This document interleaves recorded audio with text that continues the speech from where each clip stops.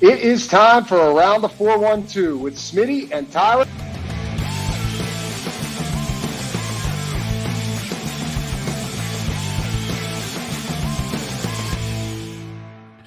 Welcome back to another episode of Around the 412 and happy November. I am Tyler. With me, as always, is my co-host Smitty. Go follow us on all of our social medias at Around the 412 over on Twitter, Instagram, Facebook. No longer Threads, is no longer on the ticker underneath. Otherwise, Smitty would have owed you guys a lot of hoodies. Yep. Also, go check out our YouTube, subscribe to the channel, leave a like on the videos. Let us know if you have any questions in the comments on the show, and also hit that notification bell so you never miss an episode or a video that gets posted. Also, go check out the description over on YouTube or the listening platform. So you have year 7 of Rocking Around the 412 at the top of the description of each and every show. We will be donating all of the money that we get through the GoFundMe, or if you send it through to us like individually, if you want to do that way. Technically, GoFundMe takes a cut, so if you want to do that way, all the money gets donated to us that way. But it's to raise Christmas money for presents for kids in the local 724-412 area codes. We've done it the last 6 years, raised over $32,000 to be able to provide children those Christmas, the ones they always deserve, that Smitty and I never had to worry about where it was coming from. So if you want to get involved with that, the GoFundMe link is in the description. You can donate there, or like I said, you can send money to us directly. And if you want to get involved with the East Rochester Salvation Army portion of it, where we adopt kids off of their angel tree, there is a hard cutoff date of December 9th where the gifts have to be back to the Salvation Army. So get the gifts either to the Salvation Army or to Smitty so he can get them over by December 9th. The hard cutoff date for our mission for the GoFundMe itself for individual families that get nominated for these gifts is going to be December 14th. That was decided last episode.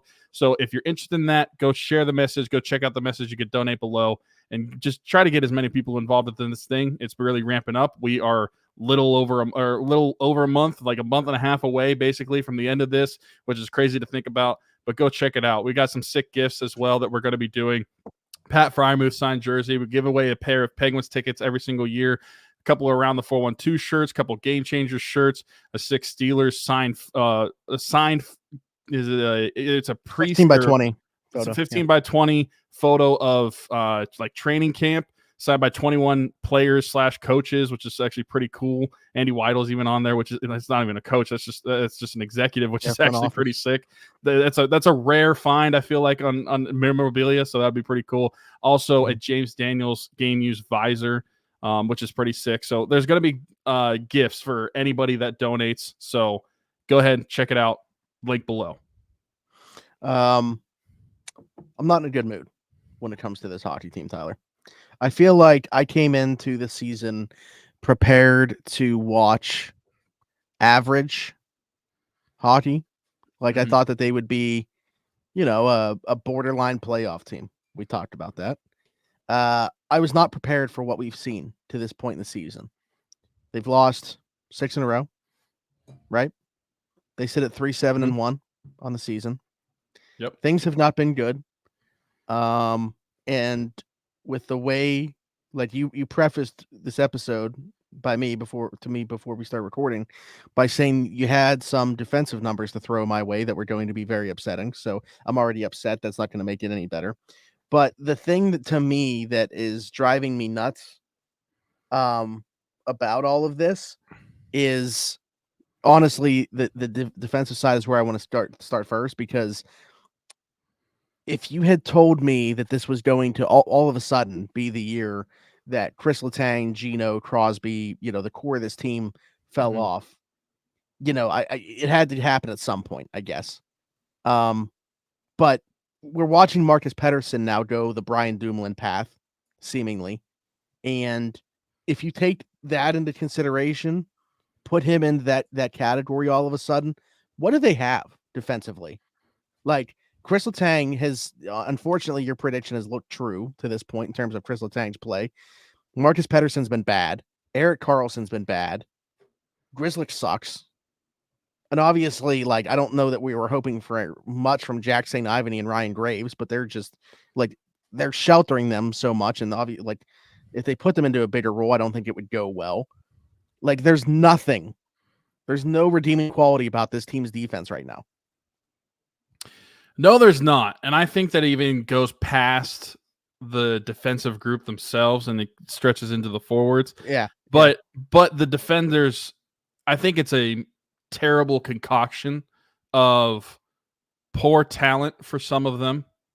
And when it comes to being defensive, like even guys like Erik Karlsson and Kris Letang, you know that they're good offensive forwards, or at least they should be, or for offensive defensemen, excuse me. You might have said it right.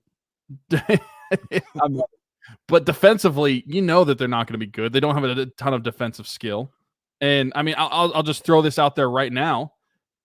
Who do you think would lead the team in defensive zone giveaways? Just off the top of your head. Letang or Karlsson. I'll go with Letang. So it's not Letang. He is number 4. Number 1 is Karlsson. He has 12 defensive zone giveaways. Marcus Pettersson has 11 defensive zone giveaways.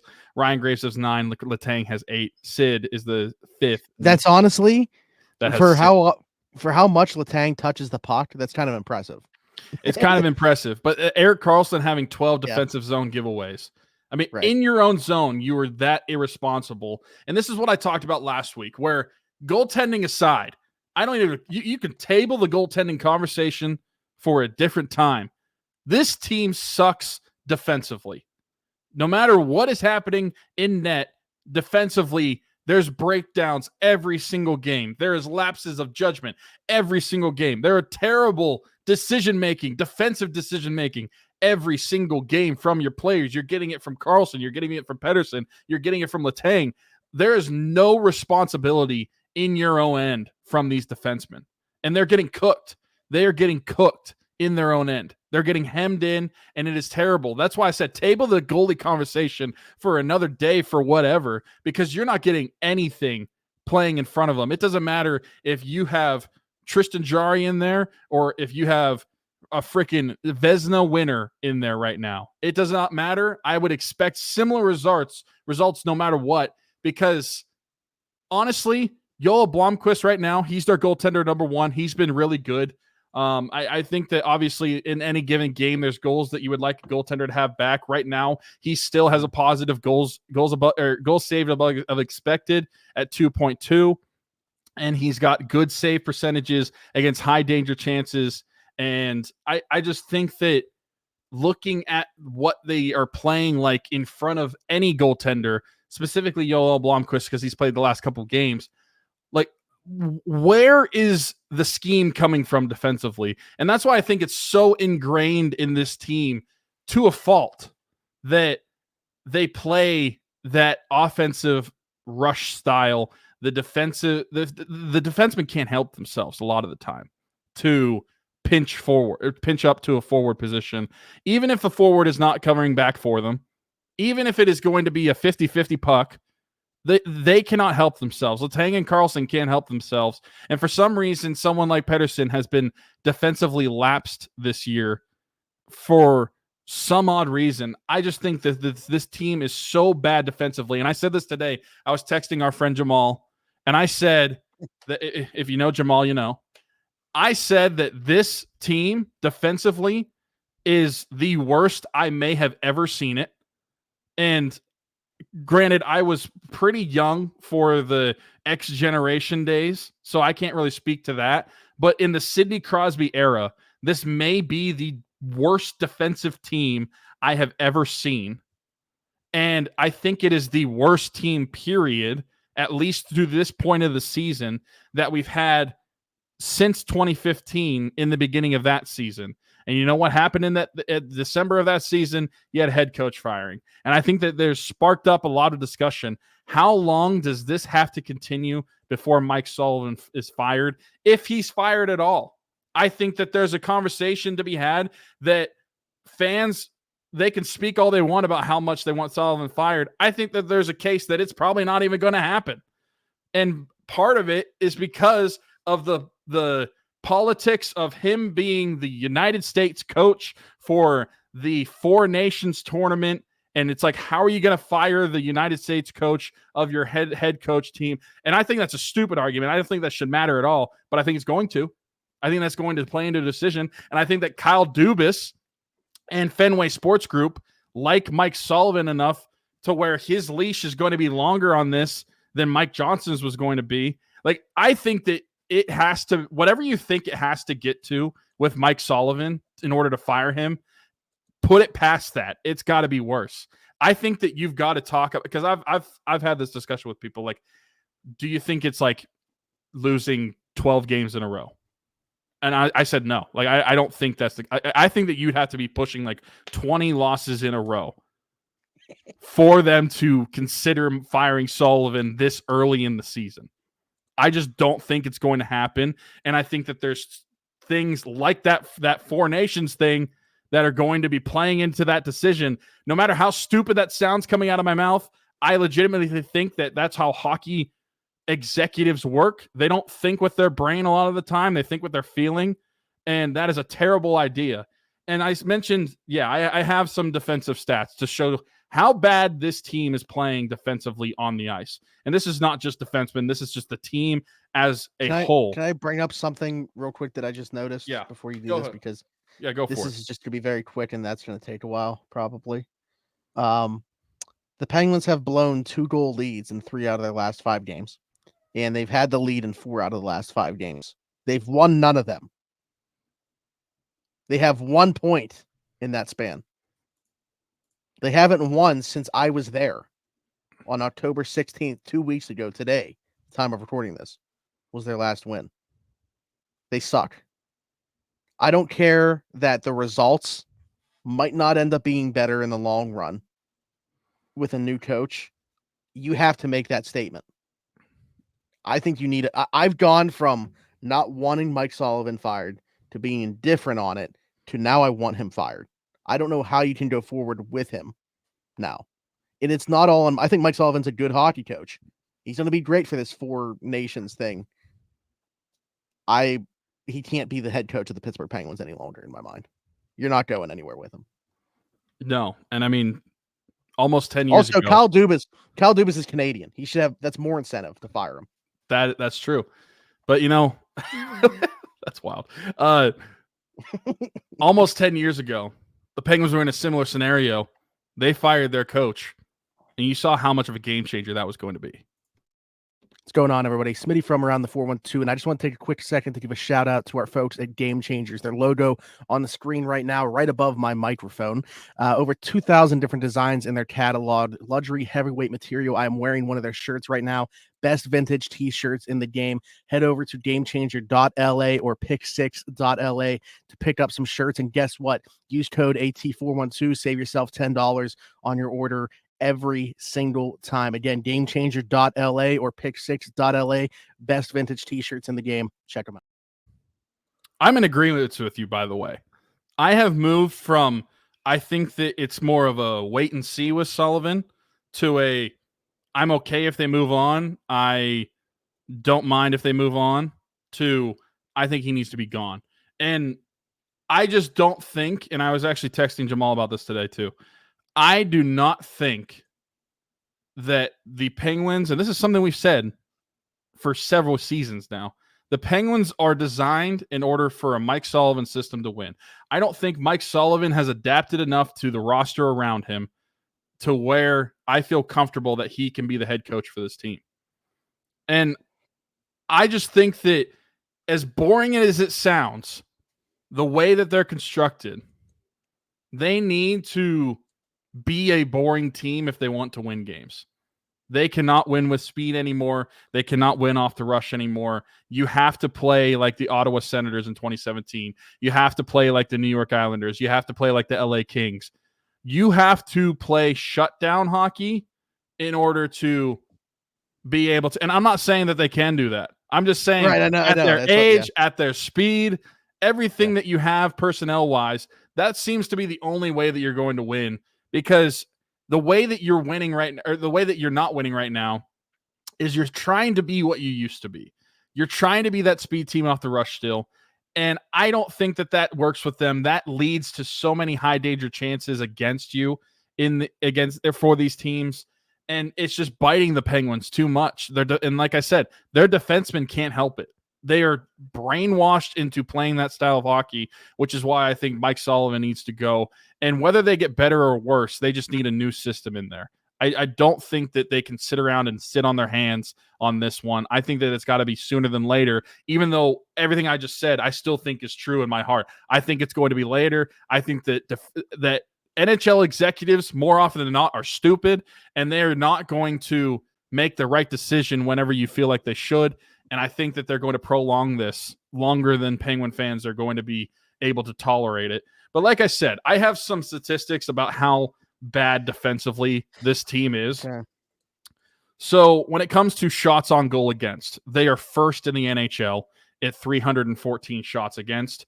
And it comes to expected goals against per 60, they are second in the NHL with the opposing teams expecting at 3.31. You're saying first and second, and people might misconstrue that. This means they're the worst. That means they're the worst. Expect shots on goal against means that they are the worst team when they are first. They are second in the NHL, which means they're the second worst team in the NHL at 3.31 expected goals against per 60.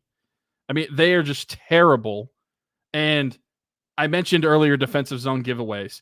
Giveaways in the defensive zone. They are tied for second worst in the NHL at 75. They've given the puck away 75 times in their own zone. No wonder they lose so many games. And this team drives me absolutely nuts. And while I was looking at this, it was just making me so much more fired up about how bad they are defensively, because it's just like, how are you this brain dead so often that this is what you expect? Percentage of giveaways in your defensive zone, over half of them. They're 10th worst in the NHL, 51.72%. Over half your giveaways are in your own zone. And your shots against in low danger chances, they're second in the NHL, 304. Medium danger chances shots against, they are first in the NHL, which means they're the worst at 96 shots against in medium danger chances. The next highest team is at 76. They're ahead by 20 shots in medium danger. High danger shots against, tied for second worst in the NHL at 33. I mean, this team is so bad defensively, and it on paper, they are so bad. The eye test says they're bad. I mean, there's reasons why it's not even as worse as it is. Like Joel Blomqvist in several of the games was keeping them in the game to have opportunities to win, despite how bad the defensemen were playing in front of him. It's ridiculous to me that you are just getting hemmed in so often, which is, it was curious to me too, that when I was looking at all this stuff for or against, when I look at what it's for the Penguins, like low scoring percentage or shots for, they're fourth in the NHL, medium shots for, second in the NHL, and high danger shots for, they're first in the NHL at 34. And I'm like, how are you not netting some of these? How are you not doing the better offensively if you were getting so many shots on goal? It makes no. I actually might be able to live with that if they were just in these track meets every night and at least entertaining. But it's like they're scoring two goals early, and then just they give up 4, and that's game. On ice expected goals against per 60. Individual players. And I understand that part of this probably plays into how much they're on the ice. But Sidney Crosby, 4.72 goals against per 60.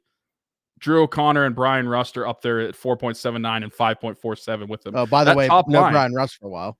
No Brian Rust for a while, but that top line is bad.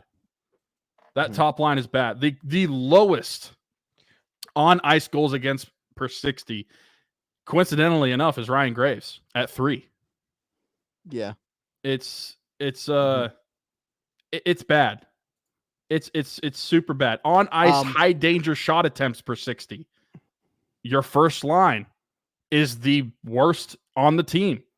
Brian Rust, 6.5. Drew O'Connor, 6.2. Sidney Crosby, 5.9. High danger shots per 60 minutes played. So it's not just the defensemen in this, and that's why I was getting to earlier. The forwards are giving them no help either. You can rely on basically one line a night to have an okay night, and everyone else for the last 2 weeks seems to be a dumpster fire. I mean, Sid just had his first 2 points since that game against the Sabres. He got 2 secondary assist king right now. I just don't know how bad it can get before we get to the breaking point. Because I feel like it shouldn't be much worse than it is right now. But I think that it's going to have to get a lot worse than it is right now before we get to that point. That's the thing is, like, do you feel like this is rock? But like, do you feel like this is what this team is? Do you feel like they are this bad? Or do you think that there is some hope on the other side of this? I guess the thing for me that I keep looking at is I'd like to think that there is hope on the other side of it. But when you look at their age and like, it's not just this season for Marcus Pettersson. He wasn't good down the stretch last year either. It's kind of a continuation. And if that's the case, then I don't see hope of them getting out of this. No, I don't think so. If you're just asking me flat out, do I think they're as bad as what their record shows? Or just necessarily how they're performing? Maybe not going against their record, because their record, they still might be as bad as what they're showing. Are they as bad as how they are statistically? I don't think that they're as bad. I just think that they are performing so bad right now. And that's why I think that you got to throw something at the wall to get more out of this team. And that's something that I would throw at the wall is Mike Sullivan. And that sounded weird, but I would get rid of Mike Sullivan and I would bring in a new coach. And I see a lot of people saying that if you get rid of Sullivan, then David Quinn just takes over as your coach. That might be true, but I also don't know if Dubas is going to just hand over the keys to David Quinn. I mean, maybe he does. Maybe that's the most logical answer. But even then, maybe David Quinn as a head coach can offer you more than what you're getting out of Mike Sullivan right now. I don't see a path to where this ends good if he keeps his job this season. We talked about this. Like when they hired David Quinn, we said, is this putting a at least stopgap solution if they do move on from Sullivan on the roster? Like, is that what this is? And obviously he has the head coaching experience. Not that it's necessarily gone well, but he's been a head coach before and he's taken on those duties. I think it would be, I think he wouldn't be named the full-time head coach. I think that he would very much just be a stopgap for this team while they search for their next guy. Yeah. But I do think that there's a path to that happening. Like I am not sold on the idea of Dubas and FSG sticking behind Sullivan. They can say whatever they want, but ultimately they're not the ones that hired him. I know that they can stick by him and say that them coming into all of this and Dubas joining up was in part because of his faith in Mike Sullivan. I mean, at some point they're going to want the results. This team is not used to missing the playoffs, and they're on the verge now of doing it for 3 straight seasons. So, like, something's got to give at some point here. Also, David Quinn, literally right in front of me, walking into the Steelers game Monday night. Really? Yeah. I was like, Sarge, do you know who that is? And he was like, no. I was like, that's David Quinn. This is the Penguins assistant coach. That's funny. Yeah, I don't think that there is a way that we can sit by and just let this team rot, I guess is the good way I would put it. I just don't think that they can do that. I don't think that you re-signed Sidney Crosby to do that. I don't think that you made your off-season acquisitions to your bottom 6 to do that. And maybe the season is not going to go the way that you thought it would as far as the personnel you thought they would be involved. Maybe Joel Blomqvist does turn into your goalie 1. If so, I'm here for it. I would love to see the kid win the job and be their starter. I guess for the rest of the season. That would be a cool result / silver lining to come out of this. Yeah. If he's good. Yeah. If he takes the job and runs with it, that would be awesome. I would love to see a bounce back, at least statistically, like points wise, from some of these players, like getting Michael Bunting more involved in the offense. Like, where has he been? He's been on that milk carton and he is nowhere in sight yet. And yeah, that milk carton's not even in the very last one in the store right now. Like, it's not even on the shelves. Yeah. I think that there's still so much that this team could offer. And maybe their ceiling isn't as high as what we hoped. Maybe they're not going to come in third in the division, or they're not going to make the postseason. But whether they make the postseason or not, I did not see them being as bad as they are right now for the remainder of the season. And I mean, maybe we do get to a point where, and we typically do not side with these sort of things, but maybe we do get to a point where you just call it a season, you cut your losses, you're going to have more cap space in 2025, and you just go all in for what James Hargens or whatever that dude's name is from Boston College, and you just try to tank and see where you get. But I'm not there yet. I think that they still need to put in effort, and part of that effort is to get rid of Mike Sullivan. I just don't know what the breaking point is going to be. How many games in a row do you have to lose in order to get to that point? Yeah, it's tough. It's tough. I mean, and it's one of those things where it's like we're so right here, right now when talking about this, and we definitely feel like a change needs to be made. But obviously, you appreciate everything that Mike Sullivan has done for this organization. It's just, I mean, he's already outlived his shelf life by a ton when you look at the normal term for NHL coaches. I would say that maybe this is off the top of my head. I don't know if this is actually something that's been said, and that's why it's restored knowledge for me. I feel like the average shelf life for an NHL starter or NHL coach is like 3 seasons, and he's on his 10th season, which is crazy to think it's already been 10 seasons. But yeah, I don't know. I'm very much in agreement with you that feels like you need a change up top, regardless of if the short-term results are yielded or not through that. I'm also in a different place, I feel like, with the roster where, like, you know, before the season, I said I'm on the side of extending Marcus Pettersson. I look at, you know, Olli Maatta netting a 3rd-round pick in a trade, and all of a sudden I'm wondering, you know, could Pettersson get a 2? Or maybe even a late 1. Like, would a team be willing to give up that type of price for Marcus Pettersson? And if so, with the way that he's played as of late and where this team is at, I'm much more interested now than I was prior to the season. I just looked it up in a New York Times article that was written earlier this year. It talked about the average tenure of each coach for the North American professional sports. NHL, 2.35 years. That's crazy. So he is over 4 times what the average life expectancy for an NHL coach is.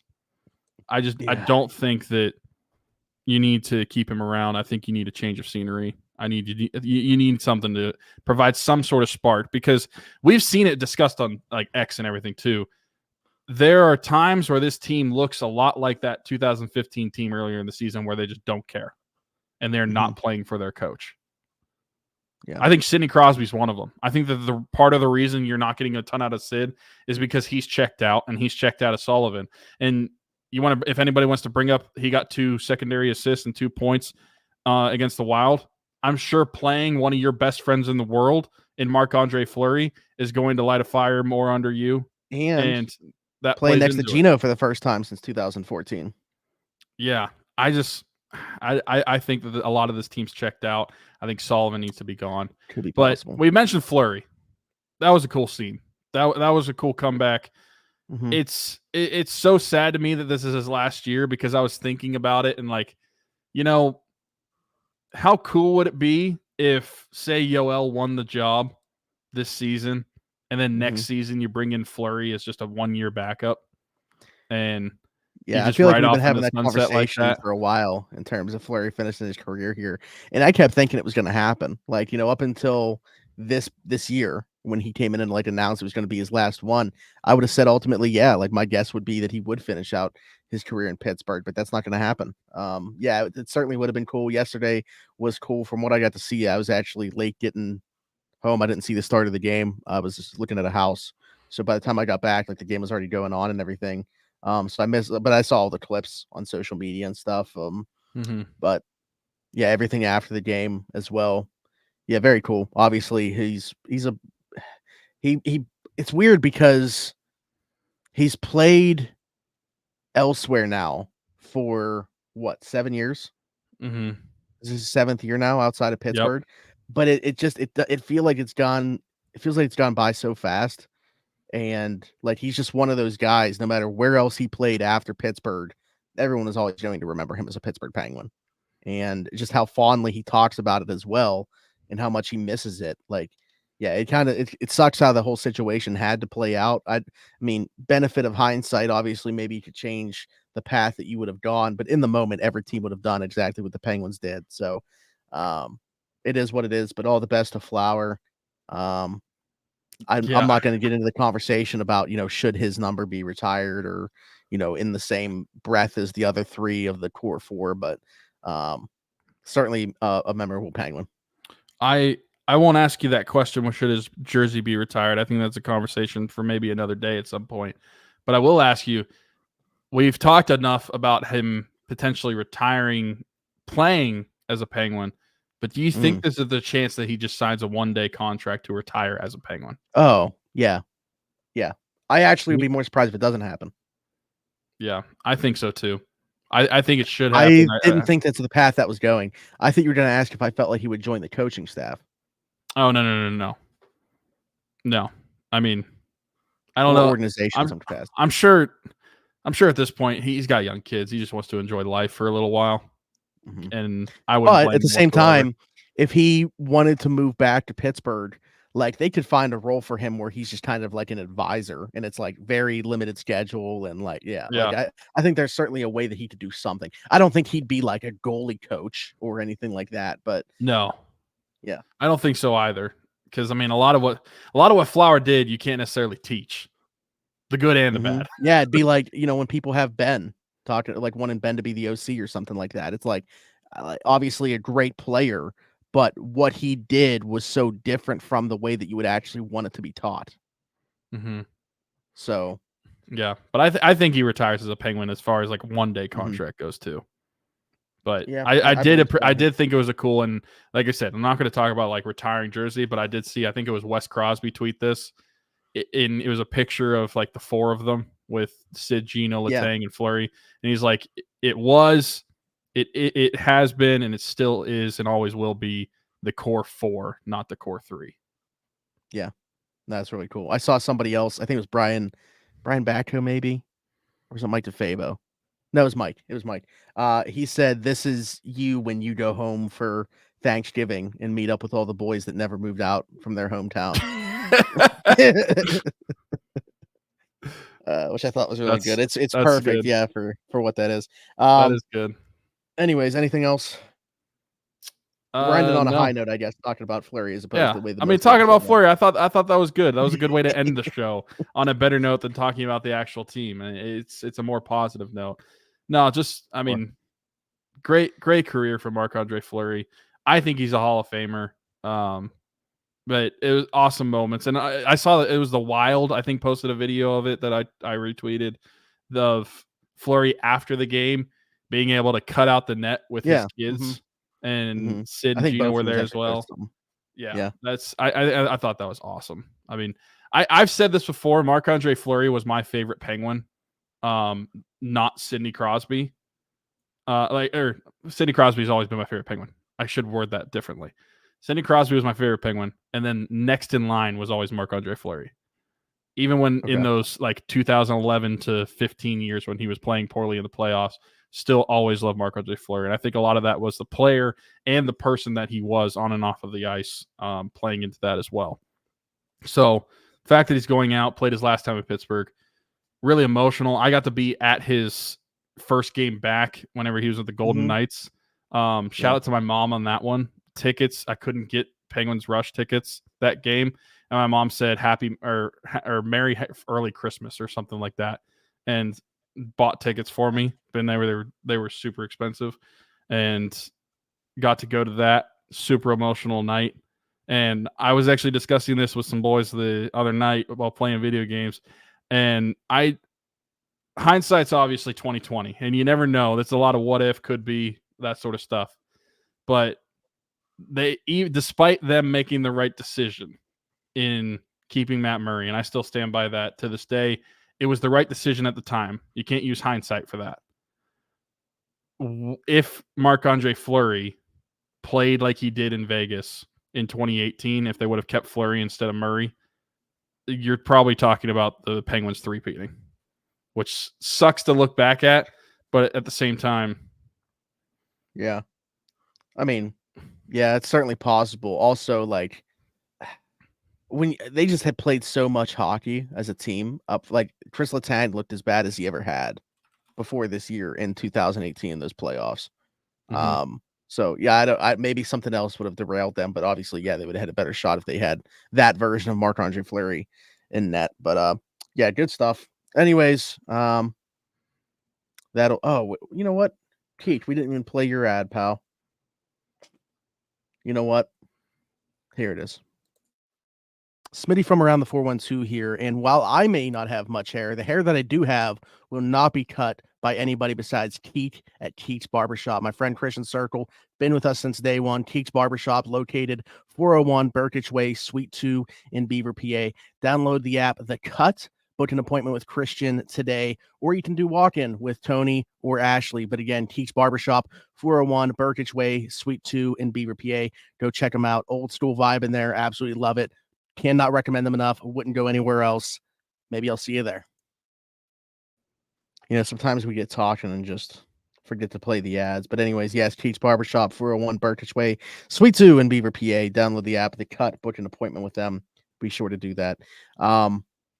Also, be sure to like, subscribe, hit that notification bell here. If you are on YouTube, leave us a 5-star review and subscribe. If you're listening somewhere else, Apple, Spotify, wherever you get your podcast from, check out the links in the description. Year 7, Rock Around the 412. We got about a month and some change left of the mission. December 9th, hard cutoff for the Salvation Army stuff. December 14th, hard cutoff for everything else.